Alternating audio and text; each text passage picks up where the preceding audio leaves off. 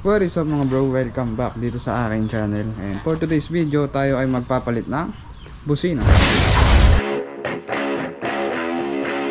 So ito yung testingin natin ngayon guys, C-Works Toyota Tsusho na single disc type horn lang. Plug and play lang siya. Papalit natin siya dito sa ating stock horn. So ito yung stock horn natin. Papalitan na natin siya dahil ganito na siya ngayon. Kung maririnig nyo, medyo palyado na siya. Saka mahina na yung tunog. Diba? So, patayin ko muna to. So yun guys, ito yung businang nabili ko sa TikTok. For only 200 pesos, meron na tayong single disc type na busina. So, plug and play lang siya. Ipapalit lang natin siya dito sa ating stock horn. Ayan. Ito yung itsura niya. C-Works Toyota Tsusho ang brand. Sa likod, mababasa natin yung kanyang specifications. 12 volts, 1.5 amperes, and 105 decibels. So, tetestingin natin siya ngayon dito kay Red Kidlat dahil palyado na yung ating stock horn. So, pag magpapalit tayo ng busina, ang tatanggalin lang natin dito is ito, isang bolt lang naman. Pero para ma-access pala natin yan, tanggalin din muna natin tong cover ng busina. So isang bolt lang din yan, same size lang ata ito. Pag natanggalan natin tong bolt na to, susunod naman natin tong sa bolt ng busina. Tapos tatanggalin lang natin yung dalawang terminal dito. Connector pala. So ito yung sinasabi ko guys. Okay, so gamit lang tayo ng 10mm na socket wrench para maluwagan yung bolt. So gagamit ako dito ng extension para mahaba.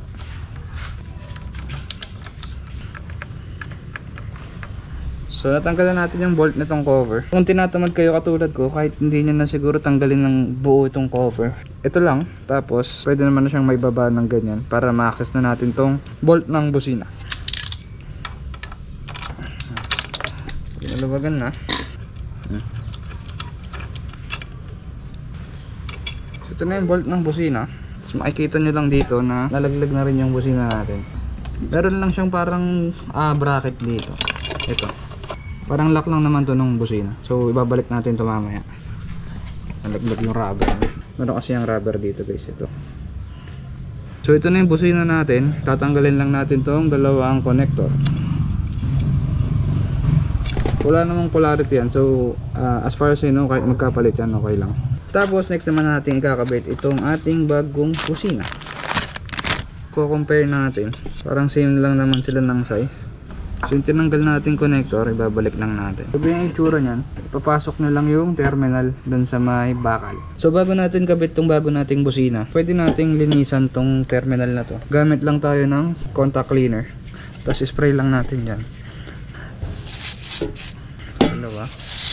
Para at least nalinisan natin tong dalawang connector. Saglit lang naman matuyo yan pagka in-spray natin ng contact cleaner. So after malinisan, pwede na natin kabit tong busina.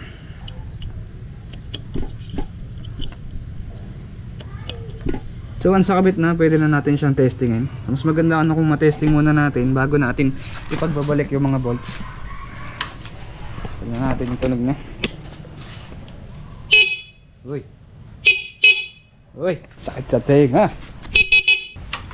So yun guys, no? Sobrang lakas. Mas malakas siya, diyama kaysa dun sa stock na busina. Mas matinig yung tunog niya. So since sa testing na natin siya, pwede na nating pagbabalik yung mga pinagtatanggal natin. Una nating nalagay itong bracket. Kasi pa alam ko may sinasabitan to dito. Ayun. Uy! Ganyan yung magiging setup na sa loob. Nakaipit yung pinaka busina. Pasok na natin tong bolt. Gamitin na natin to ulit. Huwag na natin pahirapan ng mga sarili. So kung makikita nyo dito guys, ganyan yung setup na sa loob. Diba? Ito naman yung bracket kanina. Nakaipit siya dun sa may ito, bakal sa taas. So higpitan na lang natin to guys. Okay. Ayan. Tapos balik na rin natin tong cover. Okay, dali na. Higpit na lang to. At pagkatapos nun guys, tapos na tayo sa pagpapalit ng ating busina. So, very quick and easy lang, di ba? Ayan na yung tsura niya sa loob. Testingin natin siya ulit. Try natin ang naka-under yun. So testingin natin siya ulit.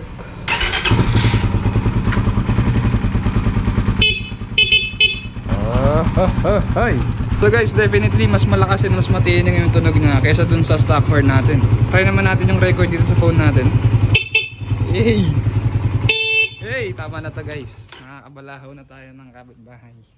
So yun guys, kung naghahanap ka ng quality pero affordable na replacement para sa stock horn mo, pwede mong testing to. Seaworks Toyota Tsusho na single disc type horn. So ang price niya is nagre-range lang around 200 pesos. Very affordable lalo na kung wala ka pang budget para magpa-setup ng loud horn, no? Na kailangan pa ng wiring and relay. Kaya mapapagastos ka ng medyo malaki-laki, no? Nasa libo rin ang magagastos mo doon. Pero syempre ibang level naman yung quality ng tunog nun, no? Pero yun nga, kung wala ka namang extra budget para doon, pwede na to. Tingin ko naman upgrade naman yung nangyari sa busina natin kahit pa paano, lalo na at palyado na tong stock horn natin.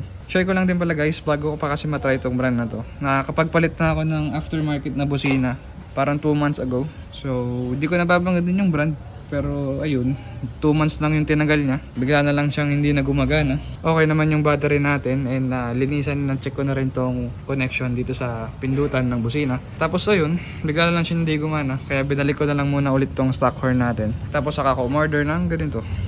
So ngayon, titignan na lang natin kung gaano katagal lang itatagal nito. And siguro mag-update na lang din ako sa comment section guys, no? Para may idea kayo. As of now, mukha namang matibay and mukha naman tatagal, sana. Pero sa tunog, satisfied naman ako. Kaya ayun, I think hanggang dito na lang din tong video natin na ito. Thank you all for watching mga bro. Ride safe sa inyo lahat. God bless and bye bye.